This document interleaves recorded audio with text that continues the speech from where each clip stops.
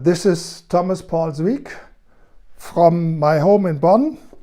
Today in Berlin we have a press conference and the International Institute for Religious Freedom connected to the World Evangelical Alliance, the International Society for Human Rights, but also the national alliances of Germany, of Switzerland, of Austria publish this book. This is of course in German. A Yearbook for Religious Freedom 2022-2023, and if you turn it around you have the Yearbook of the Persecution and Discriminations of Christians 2022-2023.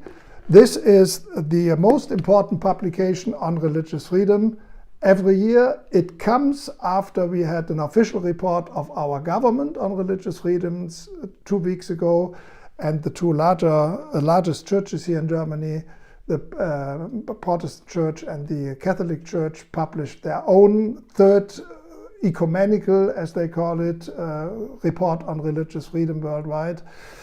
This book is sent to every member of the parliament in Germany, and they receive it today in the mail, all 800 something. It also goes to the parliaments in Switzerland and in Austria, to a lot of politicians, journalists. Normally it is quoted in at least once a year in the debate on religious freedom in our parliament. I'm very glad that after the pandemic made it impossible to work on the volume for 2022, we are back on the scene with 2023.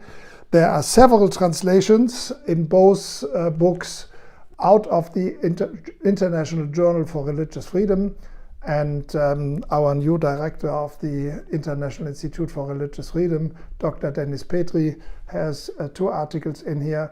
So I ask you to pray for the politicians, for the leaders, for the religious leaders, for the top journalists who receive this book today in the 3 German-speaking countries, that God might move their heart to take this whole matter serious, and also, of course, to fight for religious freedom in general in our country, in our countries, as well as abroad, but also to take it serious that Christians around the world, even though they belong to the largest existing world religion, in many countries are under severe attack, are discriminated, or even persecuted and killed.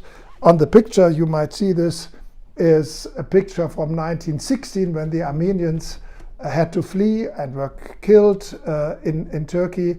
This history is as real today, even so the killing is on the peak in the moment in Nigeria and no longer in Turkey. And we are happy that we are able to defend this right as the World Evangelical Alliance around the globe.